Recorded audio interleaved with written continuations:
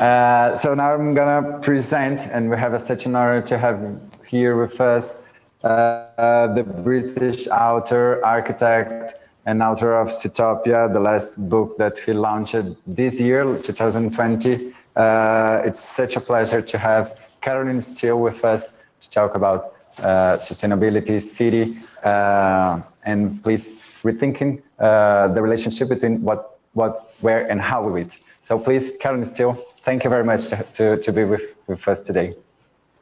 Many thanks, Felipe, and it's a great pleasure to be here with you. And I would like to share with you basically the way we can save the world through food, as I say in my book, which you can see here, which came out basically in March, the same week as the global pandemic was declared. Now I just have to work out how to make the slides go forward, which I actually have no idea how to do. Oh, maybe down there. Yes. So Sitopia is a word that I made up about 15 years ago. It means food place. As you can see here, it's from the Greek sitos for food and topos for place. And I made this word up because I discovered that the word utopia, which is of course our greatest tradition of thinking in a multidisciplinary way about how we should live, actually turns out not to exist because it's a good place but no place. And I remember finding that very depressing. But I thought, well, we live in a world shaped by food. I should say I had just spent the last 7 years researching my previous book, Hungry City, basically looking at the way cities are fed. And I realized that basically we live in a food-shaped world.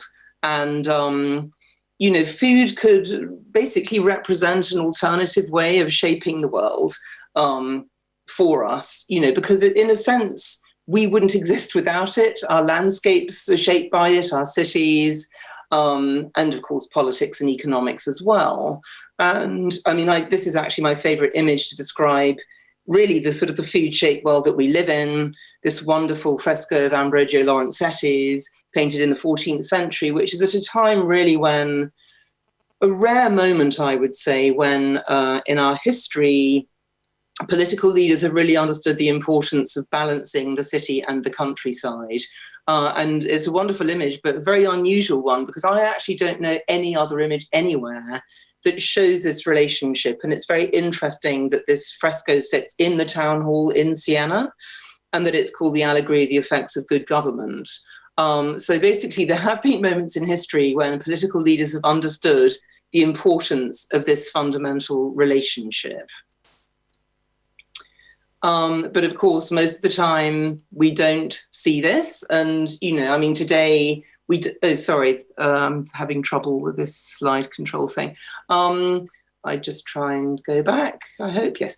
Of course, today we don't look out of our windows and see the landscape that feeds us. It's often thousands of miles away.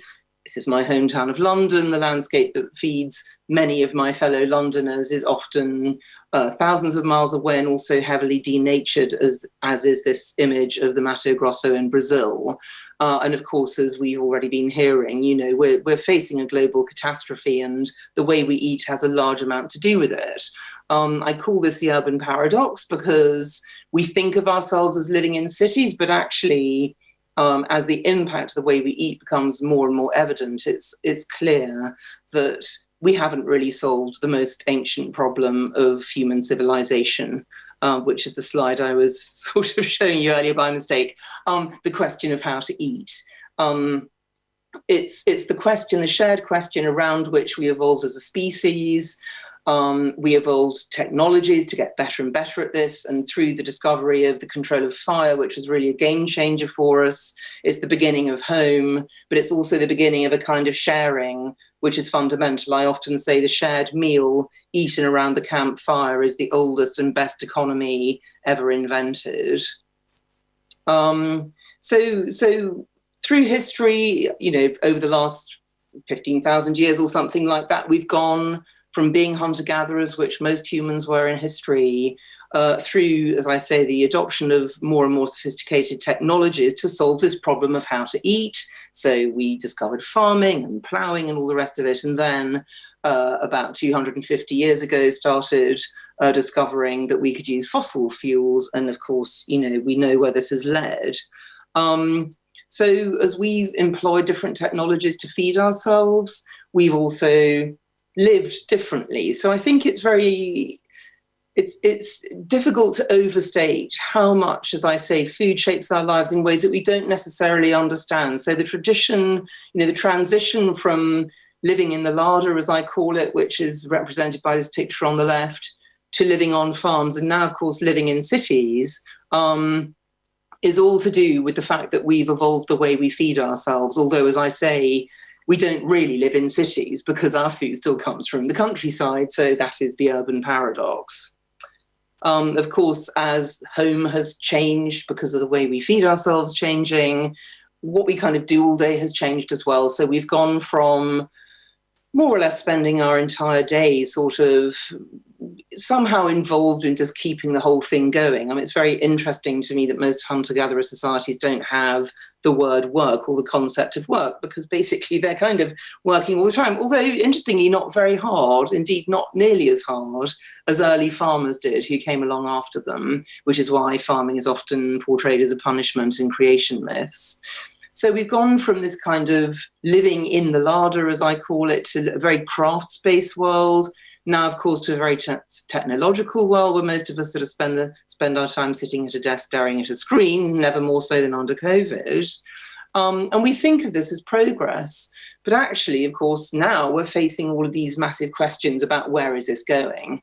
And as we know, robots are taking over our jobs, and we ourselves are becoming dehumanized because we're not using our bodies anymore. We're turning into these kind of fat, useless blobs. I mean, this is, a wonderful image from the film Wall-E, where we've trashed the planet and basically we're floating around in space. This is where, ironically, our current idea of a good life is leading us. And it's based on this fabrication of a thing called cheap food, which actually doesn't exist. It's only being created by externalizing its true costs, many of which you're familiar with, I'm sure, but, degraded farmland, greenhouse gas emissions, the use of water, and so on. And of course, crucially now, we have a mass extinction and climate change, really sort of presenting us with unprecedented global threats. The world is also turning into a kind of basically a recipient of the kind of highly processed industrial food which is causing this transition, partly because there's a lot of embedded power in this sort of food, and also partly because most of us can't resist it because it's full of salt, sugar, and fat, which our hunter-gatherer brains are unable to resist. So we're facing a global crisis, and of course COVID itself has kind of highlighted many of the fragilities of the way we now eat. Of course, it's to do with the lack of biodiversity and our encroachment on the wilderness. So basically our relationship with nature being heavily out of kilter. Now, it's time for a rethink, obviously. And for me, there's no more interesting way than sort of phrasing that, the question that we really need to ask. But this wonderful quote from Cedric Price, British architect, he said, "Technology is the answer, but what was the question?" And I think, as I say, we've literally evolved through the invention of new technologies that have allowed us to live in a particular way. But as we've evolved those technologies, what we've forgotten is what we leave behind, or the additional problems that we create in living in a particular way. So we need a rethink. And so what was the question? Well, what I find really interesting is that the question hasn't really changed for at least 5,000 years. So that Lorenzetti image where the allegory of good government was to balance city and nature is really a tradition that goes all the way through urban history. The Greeks, Plato and Aristotle, were sort of really wondering how they could keep the city going and wanted to keep the city small. Thomas More did the same with his Utopia.